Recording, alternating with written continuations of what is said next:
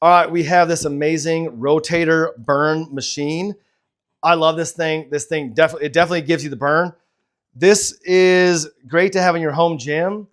Great, like this reminds me of stuff we do in boxing. It's like you're really hitting your shoulders hard. So first thing, depending on your level of resistance, you're gonna adjust this. And when you have the level of resistance you want, you're just gonna start spinning it. Spin it, you can spin it like this, you can spin it like this, but just keep going. Keep going. As you keep going, your shoulders start to feel the burn and you just keep going. Keep going past the burn. It's very important. And you're just really strengthening your shoulders. And another thing that's amazing about this is comes with this grip tape right here that you wrap around.